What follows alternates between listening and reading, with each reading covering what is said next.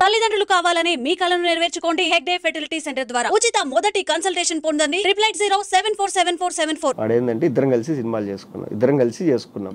అప్పుడు వేరే పేరు ఉండేది కదా, సినిమా పేరు ఏంటి? అప్పుడు కల్ట్ గ్యాంగ్ అని ఉండేది. తర్వాత నేను రెన్యువల్ చేసుకోవడం కొంచెం లేట్ అయింది.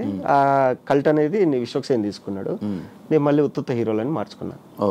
సో గొడవ ఏంటంటే డైరెక్టర్ కమ్ కెమెరామెన్ మా ఫ్రెండ్. సో పిలిచి రారా సినిమా చేసుకుందాం ఇద్దరము అనుకున్నాను. షూటింగ్ వరకు నేను పెట్టాలి, పోస్ట్ ప్రొడక్షన్ వాడు పెట్టాలి. షూటింగ్ అయిపోయింది, తర్వాత పోస్ట్ ప్రొడక్షన్ నాకు డబ్బులు లేవన్నాడు. డబ్బులు లేవన్నప్పుడు ఎట్రా సరే ఇది కూడా నేనే పెట్టేస్తాలే అని చెప్పేసి మొత్తం అంతా కంప్లీట్ చేసుకున్నాము. మొత్తం అంతా అయిపోయిన తర్వాత ఇప్పుడు నాకు తెలిసిన పరిచయాలతో మైత్రి డిస్ట్రిబ్యూటర్స్ ఇలా అందరినీ కలుస్తున్నాం. వాడిని నేను వెళ్ళి కలుస్తున్నాడికి మనోడు ఏంటంటే కొంచెం ఊహల్లో ఉండిపోయాడు. ఏది సినిమా అయిపోగానే ఇంత డబ్బులు వచ్చేస్తాయి, నేను ల్యాండ్ తీసుకోవాలి, కార్ తీసుకోవాలి, ఇది మొత్తం ప్లాన్ చేసి నేనేది ఫస్ట్ సినిమా బయటకు వచ్చేదాలని చెప్పి నేనున్నా. తర్వాత ఏమైపోయిందంటే ఇంక నేను ఇట్లా కాదు, ఇది ఒక 2-3 ప్రీమియర్ చేసేద్దాం రామానాయుడులో. ప్రీమియర్లు వేసేస్తే మనకు కనీసం ఏదైనా కొంచెం బస్ ద్వారానే వస్తుంది ఇండస్ట్రీలో అనుకొని నువ్వు మొత్తం ఫైనల్ అవుట్పుట్ రెడీ చేసేసి మనం ప్రీమియర్ వేసేసుకుందాం అంటే అప్పుడు వాడి మైండ్లో ఏం పడిందో కానీ నాకు ఇంత డబ్బులు ఇస్తే కానీ నేను రెడీ చేయను అన్నాడు. నేనేంటంటే ఫ్రెండ్ కదా అని చెప్పి మొత్తం నమ్మి ఫైల్స్ అన్నీ మనోడి దగ్గర పెట్టేసి నాకు తెలియదు అసలు ఎన్ని హార్డ్ డిస్కులు కొనుక్కున్నాం ఏంటి అంటే ఎంత ఖర్చు అయింది అనేది అకౌంట్స్ రాసుకుంటున్నా. లేదు ఇది అన్నప్పుడు మనోడికి ఏంటంటే పాపం అప్పటి వరకు అంటే నెగిటివిటీ వచ్చిందో మైండ్లో ఇది అయిపోతుందో లేదో అని, లేదంటే కనుక వాడికి నిజంగా డబ్బులు అవసరమైంది. అప్పుడు నా దగ్గర డబ్బులు లేవు. నేను ఎవరైనా నా దగ్గర డబ్బులు ఉంటే నేనే ఇస్తా కదరా నీకు అని. సరే ఇట్లా కాదు అగ్రిమెంట్ చేసుకుందాం మనము వచ్చిన తర్వాత ఇంత అని అంటే సరే ఓకే అగ్రిమెంట్ చేసుకుందాం అని చెప్పిన. తర్వాత వాడు అగ్రిమెంట్ రాలేదు, నేను చేసుకోలేదు. నేనేమన్నా అంటే సరే అయితే నువ్వు సైలెంట్గా ఉంటే నేను సినిమా మొత్తం రిలీజ్ చేసేసి వచ్చిన డబ్బులు వచ్చిన తర్వాత నేను పిలిచి నీకు ఇవ్వాల్సింది నీకు ఇచ్చేస్తాను అంటే అప్పటికే ఇచ్చేసిన కొంచెం డబ్బులు ఇవ్వాల్సింది ఇస్తా అన్న. అది దానికి అందరికి మెసేజ్లు పెడుతున్నారా? దానికి ఏంటంటే వాడు మెసేజ్లు పెట్టేది ఏంద్రా అంటే వాడి ఫ్రెండ్స్ ఉన్నారు కొంతమంది ఇండస్ట్రీలో, వాళ్ళకి ఇదంతా తెలియదు. ఇప్పుడు నాకు ఇంకొకటి గొడవ అయింది, నేను వచ్చి నా వర్షన్ నీకు చెప్పిన, అవతల ఇంకో 3వ పర్సన్ నీకు తెలియదు, నువ్వేం చేస్తావు నేను చెప్పి నమ్ముతావు కదా. సో అట్లా ఏంటంటే మనోడు చెప్పిందంతా వాళ్ళు నమ్మారు. నమ్మేసి వాళ్ళు ఏదేదో సరే ఓకే పోనీలే మనం ఏమైంది, అది ఎందుకు రిలీజ్ అవ్వట్లా? ఉన్న డబ్బులంతా దానికే పెట్టేసిన. ఇప్పుడు ఎవడెవడైతే ఈ ఎరిపప్ప వాళ్ళందరూ కామెంట్లు పెట్టారో ఈ నా కొడుకులందరూ తలా ఇంత వేసుకునే కానీ సినిమా అయిపోతుంది. జేబులోంచి డబ్బులు తీసి ఏమైనా హెల్ప్ చేయండి అంటే ఓడి చేయట్లేదు, ఎవరికి కామెంట్లు పెడతారు అంతే. కామెంట్లు పెడితే ఏం చేసుకోవాలి, ఏడు ముడ్లు పెట్టుకోవాలి ఎన్ని కామెంట్లు. నేను చెప్పినా క్లియర్గా, అరే మీరు ఇంత బాధపడతారు కదా మీ వాడికి పేరు రాలేదని, మీరే తలా ఇంత వేసుకొని సినిమా కొనండి, మీరే రిలీజ్ చేయండి, లేదా మీరే తలా ఇంత వేసుకొని సినిమా రిలీజ్కి హెల్ప్ చేయండి రా అంటే ఎవరు చేయడంట, జేబులోంచి ₹1 తీయరంట, ఊరికి ఇన్స్టాగ్రామ్ తీసి కామెంట్లు పెడతారంట. అది ఇప్పుడు రిలీజ్ అవుతుందా? రిలీజ్కి 30 లక్షలు కావాలి. సో ఆ డబ్బుల కోసం నేను అంటే ఇప్పుడు పెళ్ళి అయిపోయిన తర్వాత ఏంటంటే ఎంత లేదన్నా నెల అయ్యేసరికి ఒక 75,000 ఖర్చులు వస్తున్నాయి. ఏది హైదరాబాద్లో రెంటు, ఊర్లో రెంటు, ఇక్కడ ఖర్చులు, అక్కడ ఖర్చులు, అవి. ఓన్ హౌస్ అన్నా?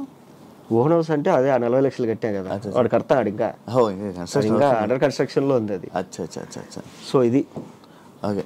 పెళ్ళి లవ్ మ్యారేజే? లవ్ మ్యారేజే. ఎన్ని ఇయర్స్ లవ్? 8 years. ఎలా పరిచయం? బెంగళూరులో మా చెల్లి వాళ్ళ ఫ్రెండ్ ద్వారా. సో పరిచయం అయిన తర్వాత ఓకే అనుకున్నా. బిగ్ బాస్ నుంచి రాగానే ఇంట్లో వాళ్ళు పెళ్లి సంబంధాలు వస్తున్నాయి, పెళ్లి చేసేసుకున్నారు. సరే మీరేం చూడొద్దు నేనే చూసుకున్నా ఒక అమ్మాయిని అని చెప్పి చూపించిన. సరే ఓకే వాళ్ళు తెలుసా అంటే లేదు అని చెప్పేసి వాళ్ళ ఇంట్లో చెప్పినాం. సరే వాళ్ళు ఓకే అన్నారు, మా వాళ్ళు ఓకే అన్నారు.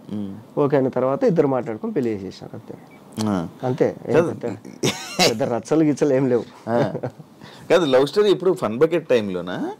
ఫన్ బకెట్ కాదు, 2017లో ఫస్ట్ అమ్మాయిని చూసాను నేను. ఎక్కడ? బెంగళూరు ఎందుకు వెళ్ళావు అసలు? మా చెల్లెలు అక్కడ జాబ్ చేసేది.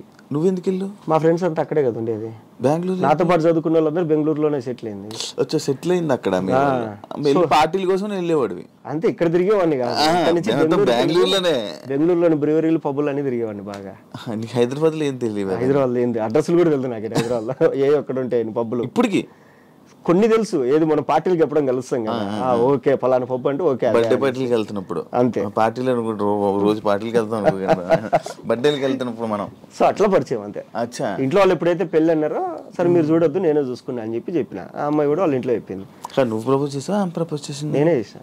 నువ్వే చేసావా? ఓకే. మనం ప్రపోజ్ చేసేంత ముఖం ఏమంది, సెలబ్రిటీ కదా, ఏముంది సెలబ్రిటీ అయితే. నేను అడగడమే డైరెక్ట్ పెళ్ళి అన్న. అప్పటికి ఆ అమ్మాయి చదువుకునేది. ఇట్లా నువ్వంటే ఇష్టము, సో మైండ్లో ఒకటి పెట్టుకొని నేనైతే మాట్లాడలేను, పెళ్లి చేసుకోవాలని మా ఇంట్లో నన్ను ఎప్పుడైతే పెళ్లి చేసుకుంటారో అప్పుడు నీ ముఖం చూపిస్తుంది, నువ్వు ఓకే అంటే ఓకే. ఆ అమ్మాయి మీ గురించి తెలియదు కదండి అని. సరే ఓకే మామూలుగానే ఉందాము అనింది. సరే ఓకే మామూలుగానే ఉందాం, మీకు నచ్చినప్పుడు చెప్పండి అన్న. నేను చెప్పిన ఒక 2 ఏళ్ల తర్వాత చెప్పింది నాకు. 2 సంవత్సరాల తర్వాత చెప్పింది నాకు కూడా ఓకే అని. లవ్వానికి మనం వెనకలబడి ఏంది, వెనకలబడి అంటే వాడు ఎన్ని ఏం మామూలుగానే ఉన్నా డైరెక్ట్ ఏదైనా మాట్లాడేస్తావు కదా, దానివల్ల ఏం నీకు ఇబ్బంది రాలేదా ఇప్పుడు ఇండస్ట్రీలో? వచ్చింది చాలాసార్లు. కొన్ని సినిమాలు ఒప్పుకుంటాం, కథ చెప్తారు, సూపర్ ఉంటుంది కథ, ఎలా ఉంది ప్రొడ్యూసర్ పిలిచి అడుగుతాడు, ఎలా చెప్పారు డైరెక్టర్ కథ, చాలా బాగా చెప్పారు సార్, ఆయన చెప్పినట్లు తీస్తే బాగా వస్తుంది అవుట్పుట్ అని చెప్తా. సరే ఓకే షూటింగ్కి వెళ్తాం. ఇది చిన్న డైరెక్టర్లు కాదు, పెద్ద డైరెక్టర్లతో కూడా ఇది నాకు. షూటింగ్కి వెళ్ళిన ఒక వారం రోజుల తర్వాత నేను ఎందుకో కొంచెం డల్లుగా ఉంటా. ఎందుకు డల్లుగా ఉన్నావు అంటారు. అనగానే ఎందుకో అన్నా నాకు తేడా కొడుతుంది, ఇది ఇన్ని రోజుల నుంచి షూటింగ్ చేయి ఏ సీన్ కూడా నాకు ఇంట్రెస్ట్ అనిపించట్లేదు. ఇది నేను షూటింగ్కి వెళ్ళగానే ఏం చేస్తా అంటే వెళ్ళగానే అసిస్టెంట్ డైరెక్టర్ దగ్గర ఈరోజు ఏమేమి సీన్లు, నేను లేని సీన్లు కూడా ఇప్పించుకొని చదువుతా. ఈవినింగ్ 4-5 అయ్యేసరికి ఆన్లైన్ ఎడిటర్ దగ్గర కూర్చొని మొత్తం చూస్తా, ఏం రాసినారు వీళ్ళు, ఏం వచ్చింది అవుట్పుట్ అనేసి. నాకు అక్కడ ఏదో తేడా కొట్టిందంటే చెప్పేస్తా, ఏదో తేడా కొడుతుంది నాకు ఈ సినిమా అంటే, ఏం మాట్లాడతావు నువ్వు, అందరు బాగుందంటారు నువ్వు బాగాలేదంట, ఏమో నాకు అనిపించింది. ఇలా హట్ అయ్యి కొంతమంది డైరెక్టర్లు నాతో 2వ సారి ఫోన్ చేయరు నాకు. ఆ సినిమాలు అటర్ ఫ్లాప్ కూడా అయినాయి. నేను చెప్పిన ప్రతి సినిమా అటర్ ఫ్లాప్ అయింది. నేను ఇంకోటి ఏదంటే సింపుల్, ఇదేది భాగ్యనగరంలో గమ్మత్తు, ఆ మూవీ ఫోన్ చేశారు ఇట్లా చిత్రం సీన్ అన్న, అరే మొత్తం అందరు కమెడియన్లు కలిసి చేస్తున్నారా, నువ్వు కూడా ఉంటే బాగుంటుంది అంటే, అన్న హ్యాపీ అన్న, మీ అందరితో కలిపి నేను ఒక వారం రోజులు షూటింగ్లో ఉన్నా అంటే హ్యాపీ కదా అని చెప్పి ఒప్పుకున్నా. పోయినా చెప్పారు ఇట్లా, ఇది డబ్బులు ఏమి ఇవ్వరా, అయిపోయినాకే ఇస్తాం అందరూ. సరే ఓకే అన్న. వెళ్తే మొత్తం ఇండస్ట్రీలో ఉండే కమెడియన్లు అందరూ ఉన్నారు మ్యాక్సిమం, అందరితో కూర్చొని మధ్యాహ్నం అందరం పెద్ద టేబుల్ వేసుకొని తినేవాళ్ళు, అంతా బాగుండింది. అంతా అయిపోయింది. రామానాయుడులో ప్రీమియర్ వేసారు. ప్రీమియర్ వేసిన తర్వాత చూసినా ఓకే సినిమా అయిపోయింది. నేను పక్కన నిలబడిపోన్నా, శ్రీనివాస్ రెడ్డి అని వచ్చాడు, ఎలా ఉంది అని అందరిని అడుగుతాడు ఒక్కొక్కడిని. అన్న అదిరిపోయిందన్న, అసలు ఎవడు గోల వాడితే తర్వాత మంది అన్న అద్దన్న ఇదని అందరు నా దగ్గరికి వచ్చాడు, ఎలా ఉందిరా అని. ఏమన్నా కమెడీలు అందరూ ఉన్నారు, కామెడీ సీన్లు ఉన్నాయి కానీ నాకు నవ్వు రాలేదు ఆడే కానీ, ఒక 2 సీన్లు తప్ప. ఏమో నా సెన్స్ ఆఫ్ హ్యూమర్ దొబ్బిందేమో తెలియదు నాకు కూడా. మేబీ అంటే నాకు నచ్చని సినిమాలు కూడా జనాలకు చాలా మంది హిట్ అయినాయి. ఇప్పుడు గీతా గోవిందంలో థియేటర్లో కూర్చుంటే అందరు నవ్వుతాను, నాకు నవ్వు రాలే. తర్వాత ఇదేది జాతిరత్నాలు కూడా థియేటర్ అంతా ఎగిరెగిరి నవ్వుతుంది, నాకు నేను ఎన్ని అందరు నవ్వుతాను, నాకు నవ్వు రావట్లే, నాకు సెన్స్ ఆఫ్ హ్యూమర్ దొబ్బింది, చిప్పు దొబ్బింది అలా అనేసి 2 సార్లు నవ్వు వచ్చింది సినిమా మొత్తంలో అని చెప్పి. ఇట్లన్నా ఏమో నా జడ్జిమెంట్ తప్పైండొచ్చు, నా ఒపీనియన్ ఇది అన్న. సరే ఓకే ఆయన వెళ్ళగానే వీళ్ళందరూ బుద్ధి ఉందిలా నీకు, ఆయన అంత కష్టపడి సినిమా తీసి నువ్వు అట్లా అంటావా అండి. నా ఒపీనియన్ అడిగాడు, ఒపీనియన్ చెప్పిన, తప్పేముంది. కొద్ది రోజుల తర్వాత వేరే షూట్లో ఆయన కలిసి నువ్వు చెప్పింది జరిగిందిరా, ఏదో మిస్ అయింది సినిమాలో, సరే ఈసారి ఏదైనా స్క్రిప్ట్ అనుకున్నప్పుడు నేను పిలుస్తాలే అంటే. నేను చెప్పింది పాజిటివ్గా తీసుకునే వాళ్ళు ఉన్నారు, నెగిటివ్గా తీసుకునే వాళ్ళు ఉన్నారు. ఇప్పుడు కొన్ని చిన్న సినిమాలు జరుగుతాయి, జరిగిన తర్వాత ఇప్పుడు నాలో ఇన్బిల్ట్గా డైరెక్టర్ రైటర్ ఉన్నాడు కాబట్టి ప్రొడ్యూసర్లు ఏం చేస్తారంటే ఒక వారం రోజుల తర్వాత షెడ్యూల్ అయిపోగానే నన్ను పిలిచి, ఏం మహేష్ ఏంది చెప్పు ఏంటి అంటే, నేను లేదండి సెట్లో కొన్ని మార్పులు చేయాలి, ఈ డిపార్ట్మెంట్ బాగాలేదు, ఇది బాగాలేదు, ఇది కొంచెం ఇలా చేయాలని చెప్తా. ఇది డైరెక్టర్లు హట్ అయిపోయి వానికి ఏం పని ఇవన్నీ చెప్పడానికి అది ఇది అని చెప్పేసి పిలవడం మానేస్తారు. అవి కూడా జరిగినాయి కొన్ని. అట్లా నాకేంటంటే నా కళ్ళ ముందర ఒకటి ఉన్న సంక్రాంతి పోతా అంటే, అరే ఇప్పుడు అయిపోయిన తర్వాత మనం మాట్లాడే బదులు ఏదో జరిగేటప్పుడే చెప్తే కరెక్షన్ చేసుకుంటారు కదా అని మనం అనుకుంటాం. అట్లా ఇప్పుడు అంతేందుకు బిగ్ బాస్ ఓటీటీ కూడా మనం మాట్లాడుకున్నాం లోపల కూర్చొని, ఏంది ఇది ఏదో ఒక్క స్పాన్సర్ కూడా రాలేదు, మాట్లాడేది మనిద్దరమే, స్పాన్సర్ రాలేదు, ఒక ప్రమోషన్ రాలేదు, ఏంటిది మనం అనుకున్నాం. మినిమం అనిపిస్తుంది కదా, అరే మనం ఇంత కష్టపడి చేస్తున్నాం కానీ ఏదో తేడా కొడుతుంది లోపల మాట్లాడుకుంటాం. అందుకు నేర్చుకోవాలి, ఏది ఏ చెత్త ప్రోడక్ట్ అయినా కానీ సూపర్ అని చెప్పేది నేర్చుకోవాలి కొంచెం. కొన్నిసార్లు అబద్ధం చెప్పడం వల్ల మనం ఎదుగుతామంటే నేర్చుకోవాలి మెల్లమెల్లగా. కాదు ఇండస్ట్రీలో మనకు మనం చూపించుకోవాలి, అవును, అదొకటి ఇంపార్టెంట్ అంటారు. అవును. నువ్వు చాలా ఫ్రీగా మంచి మామూలుగా ఎలా ఉంటావు, దానివల్ల ఏమైనా ఇబ్బంది ఉందా? ఏం లేదు దానివల్ల ఏం లేదు. నీకు ఎందుకు చూపించుకోవాలనుకుంటారు మామూలుగా? మర్యాద కోసం అంతే. ఇప్పుడు ఏంటంటే ఇప్పుడు సింపుల్గా చెప్పాలంటే నీకు ఒక మూవీ సెట్కి నేను చెప్తా సింపుల్, నేను కారు కొనలేదు అప్పుడు. ఎందుకంటే నాకు ఏమో కారు అవసరం ఏముందిలే, దగ్గర అయితే బైక్లో పోదాము, కొంచెం దూరం అయితే కనుక కంపెనీ కార్ వస్తుంది కదా అనుకునేవాడిని. ఒక సినిమా ఒప్పుకున్నాం. ఆయన ఏంటంటే ఎన్ఆర్ఐ, అమెరికాలో బాగా మంచి గవర్నమెంట్ పోస్ట్ అమెరికాలో. తర్వాత ఆయన కొడుకుని హీరోగా లాంచ్ చేస్తాడు. సరే ఓకే అంతా మాట్లాడుకుని దాంట్లో ఫ్రెండ్గా యాక్టర్ నన్ను ధనరాజ్ అన్న అనుకున్నారు. ఫస్ట్ రోజు కృష్ణానగర్కి ఒక కార్ వచ్చింది నా రూమ్ దగ్గరికి, కొత్త ఇన్నోవా. డోర్ దిగానే హీరో వాళ్ళ నాన్న, ప్రొడ్యూసరు, డైరెక్టరు, రైటరు, కో డైరెక్టరు, ఓ వావ్ అనుకొని నేను కూడా ఎక్కిన. రెండో రోజు ఒక కార్ వచ్చింది, వేరే కారు. తీగానే కొందరు సీనియర్ ఆర్టిస్టులు. సరే ఓకే కూర్చున్నా, హాయ్ అండి. మూడో రోజు ఇంకొక కార్ వచ్చింది, ఏసీ పని చేయట్లే, కిటికీలు లేవు. నాది కాదు, ఇంకా కొనలేదు, అదే నేను ఎక్కడానికి. ఓకే వచ్చింది అంటే ఫస్ట్ రోజు ఇన్నోవా పంపించారు, రెండో రోజు ఒక మీడియం కార్ పంపించారు కాలేజ్. మూడో రోజు పంపించిన కారులో ఏమీ లేదు, ఎక్కితే ఫోకస్ పుల్లర్లు, ఈ కెమెరా అసిస్టెంట్లు, లైట్ మెన్లు, ఇది నాకు అర్థం కాదు అని చెప్పి వెళ్ళి కొడేటర్ని అడిగిన. అన్నా ఏందన్నా ఫస్ట్ రోజు ఆ కార్ వచ్చింది, రెండో రోజు ఇది, మూడో రోజు ఇది అంటే, అరే ఫస్ట్ రోజు ప్రొడ్యూసర్ని హీరోని ఆ కృష్ణానగర్ తుప్పల్లో తిప్పితే ఏం బాగుంటుందిరా, నువ్వు అక్కడ ఉన్నావు అని తెలియదు, ఏదో లొకేషన్ పంపించినావు వచ్చేసినాం ఇంకా మేము. రెండో రోజు వచ్చేసి సీనియర్ ఆర్టిస్టులు పెట్టాము, వీళ్ళందరూ కృష్ణానగర్లో కష్టపడి ఎదిగి చుట్టుపక్కల ఏరియాలో సెటిల్ అయిన వాళ్ళు, వీళ్ళందరినీ కూర్చోబెట్టి మళ్ళీ అదే కృష్ణానగర్ సందుల్లో తిప్పితే వీళ్ళు గిల్టీగా ఫీల్ అవుతారు. సరే మూడో రోజు వచ్చింది కదా ఈ కార్ ఏంది అని, వాళ్ళు ఫోకస్ పుల్లర్లు, కెమెరా అసిస్టెంట్, నీ పక్క ఫ్లాట్లోనే ఉంటారంట వాళ్ళు, ఎలాగో ఆ కార్ వస్తుంది కదా నీకు ఇచ్చిన. ఎందుకన్నా ఇంత అవమానము అంటే, కారు కొనరా దరిద్రుడా అని చెప్పి ఆయన చెప్పాడు. అదేంటంటే ఇండస్ట్రీలో కారు, ఇప్పుడు ఈ వాచ్ ఉంది, మంచి కాస్ట్లీ వాచ్, టీషర్ట్ ఉంది, ఇది జూనియర్ ఎన్టీఆర్ వేసుకున్నాడు బ్రాండ్ బ్లూ ఆరెంజ్, ఆ టీషర్ట్, ఇవన్నీ ఎందుకు అంటే కనుక ఇక్కడ ఈ బట్టి మర్యాద ఇస్తారు. ఇంకొకటి ఏంటంటే అంటే టాలెంట్ బట్టి మర్యాద ఇస్తారు, అది పక్కన పెట్టండి. ఇంకొకటి ఏంటంటే మన ఇండస్ట్రీలో మనం కొట్టుకునే స్ప్రే ఉంటుంది కదా, పర్ఫ్యూమ్ బట్టి కూడా రెస్పెక్ట్ వస్తుంది. ఒకసారి నేను మా ఫ్రెండ్ నేను పర్ఫ్యూమ్ కొట్టుకున్నా, వాడు పర్ఫ్యూమ్ లేదురా అంటే, సరే నాదే కొట్టుకో అన్నాడు. వెళ్ళగానే ఒక ఆయన ఇద్దరికి షేక్ హ్యాండ్ ఇచ్చి, ఏంది ఇద్దరు ఒక పర్ఫ్యూమ్ కొట్టుకున్నారు, లేవా పర్ఫ్యూమ్లో అన్నాడు. ఇప్పుడు ఈ అమ్మ ఏంది ఇది ఇట్లా కూడా ఉంటుందా అనిపించింది నాకు. సో అట్లా ఇండస్ట్రీలో అంతే. తర్వాత నేను ఏ రోజైతే కారు కొన్నానో, కారు కొన్నప్పుడు నాకు మార్నింగ్ 5:30కి ఫోన్ చేసే మేనేజరు 7:30కి ఫోన్ చేస్తాడు, సార్ వచ్చారా అని. ఎందుకు ఓన్ కార్ లేట్గా వచ్చినా పర్లేదు అనేసి. కారు లేనప్పుడు ఏంటంటే పొద్దున్నే తీసుకెళ్ళి 5:30కి పడేసేవాళ్ళు లొకేషన్లో. ఆడ కుర్చీలు ఉండవు, ఎవరు వచ్చిండ్రు, ప్రొడక్షన్ వచ్చిండ్రు, ఆకలి అవుతుంటే కాఫీ తాగుదామంటే ఆ సెట్లో ఏముండదు, అటు ఇటు తిరిగి ఏదో మూలం చూసుకొని కూర్చుంటాను. తర్వాత నుంచి కారు కొనుక్కొని, సార్ ఏ టైంకి రావాలి, ఓన్ కారా సార్ అంటే, ఓన్ కార్ అయితే 7:30కి వచ్చేయండి సార్, 2 గంటల సేపు అంతే. అట్లా ఇవి ప్లస్ అంతే, ఏం లేదు. మామూలుగా ఏదైనా కానీ డబ్బు నోడికి విలువ ఇస్తారు. కాదు, కృష్ణానగర్ అని ఎందుకంటారు? నార్మల్గా ఇండస్ట్రీ అనగానే కృష్ణానగర్ అని ఎందుకంటారు? ఎదిగింది అక్కడే కదా. ఇప్పుడు సారథి స్టూడియోకి, అన్నపూర్ణ స్టూడియోకి, పద్మాలయ స్టూడియోకి దగ్గర. సో టెక్నీషియన్స్ అందరూ అక్కడే ఉండేవాళ్ళు, అందుకే కృష్ణానగర్ అని అంటారు. కృష్ణానగర్ కష్టాలు కృష్ణానగర్.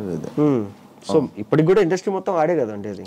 ఇప్పుడంటే మణికొండ అనేది ఒకటి వచ్చింది కాబట్టి మళ్ళీ డెవలప్ అటు పోయారు కానీ అట్లా. ఓకే, నీ ఇండస్ట్రీ జర్నీలో ఏం నేర్చుకున్నావు? నీ లైఫా? డబ్బులు ఉన్నప్పుడు మిగిలించుకోవాలి ఫస్ట్ పాయింట్. తర్వాత ఏంటంటే ఫేమ్ వస్తుంది పోతుంది, వచ్చినప్పుడు అంటే నీ ఫేమ్ అనేది నీ దగ్గర కనపడకూడదు, నువ్వు లేనప్పుడు నీ ఫేమ్ కనపడాలి. అరే పలానోడు అమ్మ ఆ సినిమాలు చేస్తాడు, అద్దురా ఇద్దురా వాడు ఇద్దురా అంటారు. ఇంత విన్న వాళ్ళు నువ్వు వచ్చినప్పుడు నిన్ను చూస్తే ఫుల్ ఆపోజిట్ ఉండాలి, మామూలుగా ఉండాలి. ఇప్పుడు నేను ఇప్పటికి కూడా మణికొండలో స్కూటీ వేసుకొని తిరుగుతాంట, టీ స్టాల్కి మామూలుగా వెళ్తుంటా, రోడ్ సైడ్ పానీపూరి తింటాంట, అక్కడ ఎక్కడ దోశలు ఫేమస్ అంటే కనుక వెళ్ళిపోయి మాదాపూర్ ఫుడ్ స్ట్రీట్లో రోడ్డు మీద తిరుగుతా తింటాంట. సో నాకేంటంటే ఓకే డబ్బులు ఉన్నప్పుడు బాగా రెచ్చుగా ఉంటాము, డబ్బులు లేనప్పుడు ఏం చేస్తావు? అదేదో డబ్బులు ఉన్నా లేకుండా ఒకటేలాగా ఉన్నావు అనుకో, మామూలుగా నీకు అలవాటు అయిపోతుంది. ఉన్నప్పుడు అలాగే తినొచ్చు, లేనప్పుడు అవును పెద్ద తేడా అనిపించదు. ఇప్పుడు అజిత్ గురించి చెప్తారు. అక్కడ ఏంటంటే అజిత్ ఒక సెట్లోకి వెళ్ళిపోయి అటు ఇటు తిరుగుతూ వెళ్తానే ఒక లైట్ అంతా సెట్ చేసి కూర్చోన్నాడంట. వెళ్ళి ఈయన పక్కన ప్లేస్ ఉంటే కూర్చొని బాబాయ్ ఒక బీడీ ఉంది అన్నాడంట. ఉంది సార్ అంటే బీడీ ఇస్తాను. ఆ బీడీ తీసుకొని నేను ఆగినాడంట. ఆ లైట్ మ్యాన్ వచ్చి అజిత్ సార్ నా పక్కన కూర్చొని బీడీ అడిగాను నన్ను అంటాడు.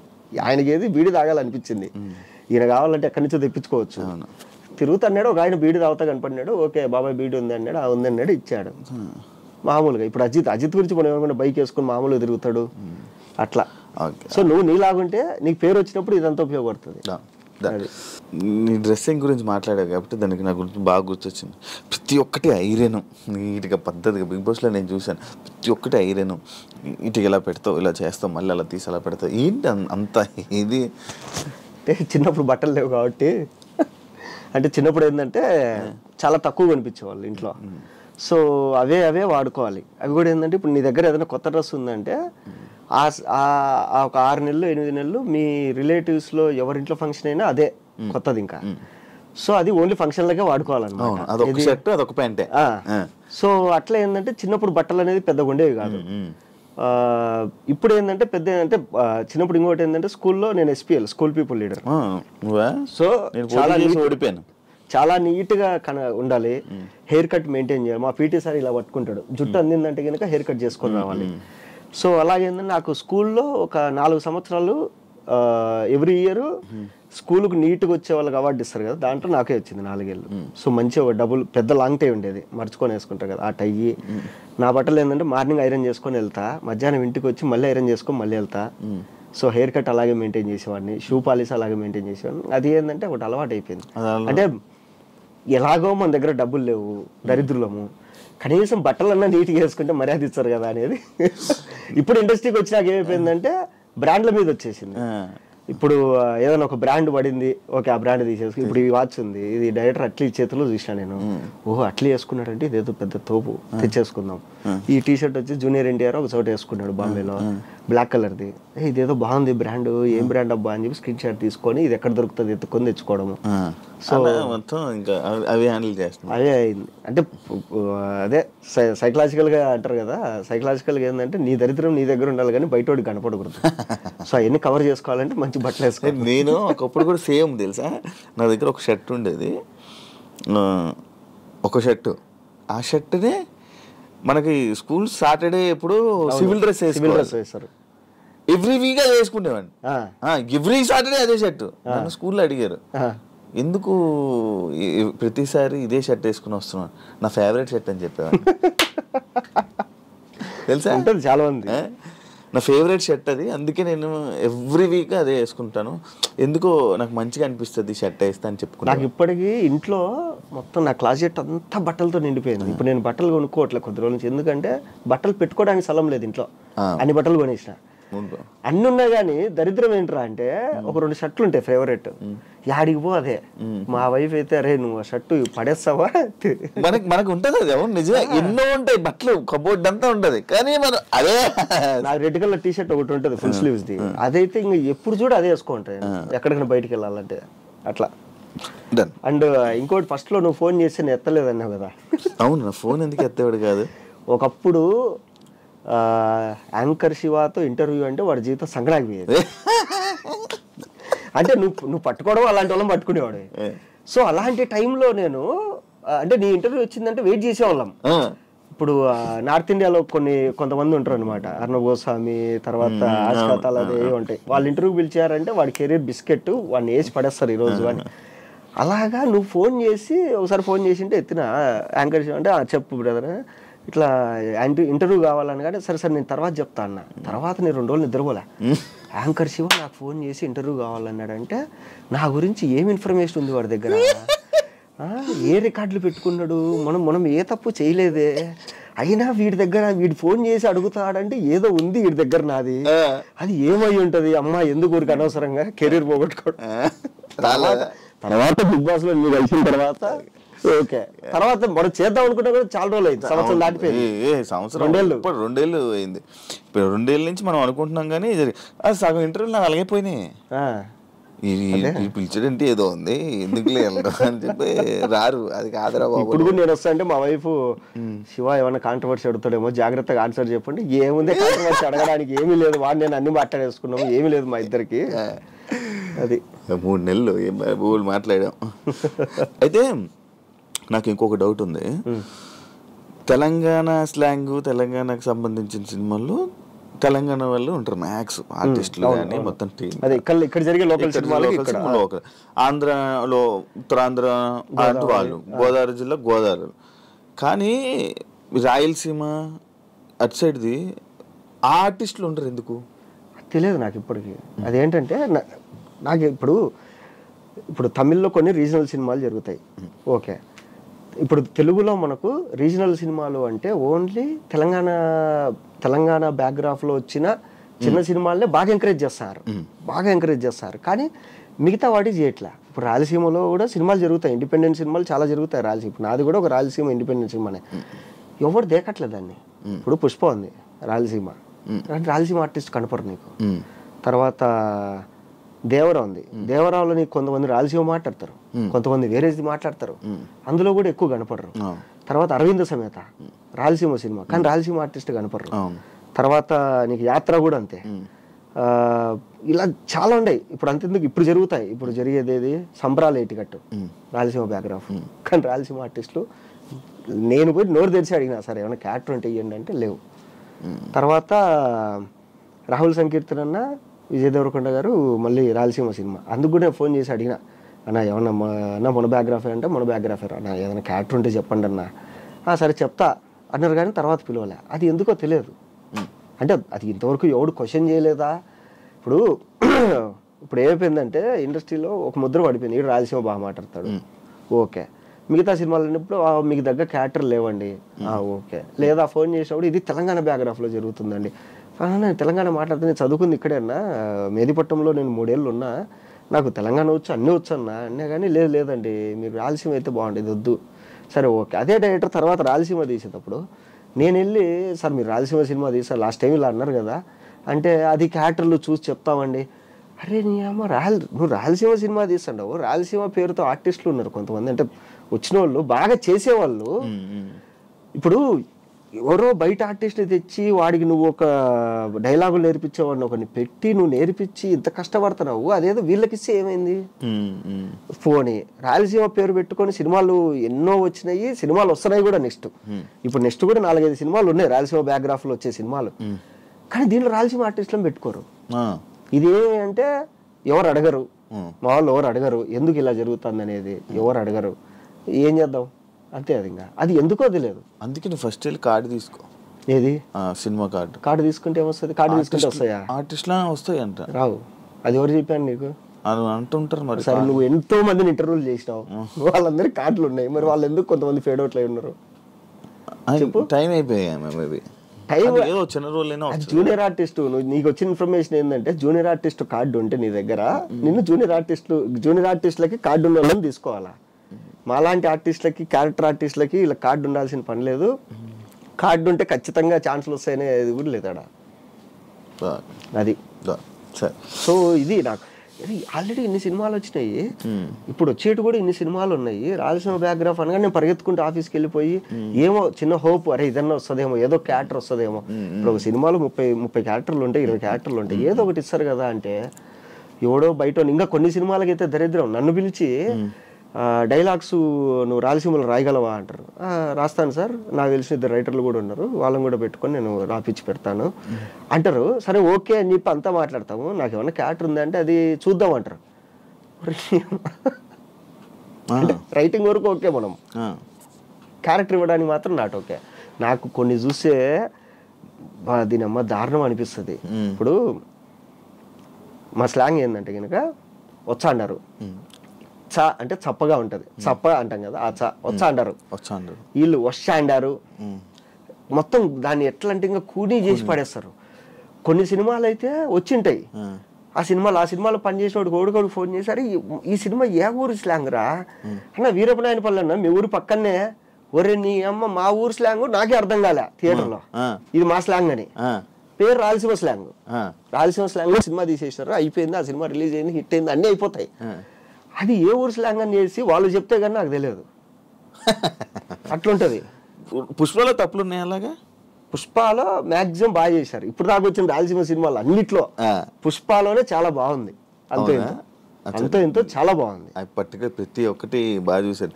ఎందుకంటే అంటే వాళ్ళ ఆర్టిస్టులను తీసుకోరు కానీ వీళ్ళని తీసుకుంటారు కదా, కొన్ని స్లాంగ్ నేర్పించే వాళ్ళని, డైలాగ్ రాసే వాళ్ళని. వీళ్ళు పాపం పక్క నుండి నేర్పిస్తూ ఉంటారు. వీళ్ళు ఎక్కడన్నా కనపడితే జిమ్లో కానీ, తర్వాత వీళ్ళు ఎక్కడన్నా రోడ్డు మీద కనపడినా ఏంటన్నా ఎలా జరుగుతుంది సినిమా, చచ్చిపోతాం నాన్న డబ్బింగ్ చెప్పించలేక, అబ్బా స్వామి అంటారు వాళ్ళైతే. రాదు అవతల. ఇప్పుడు మెయిన్ క్యారెక్టర్ వదిలే, అబ్బా మెయిన్ క్యారెక్టర్లు అంటే ప్యాడింగ్ ఉన్న వాళ్ళని పెట్టుకుంటాం. చిన్న చిన్న క్యారెక్టర్లకు ఏమైంది ఆర్టిస్టులు పెట్టుకోనికి?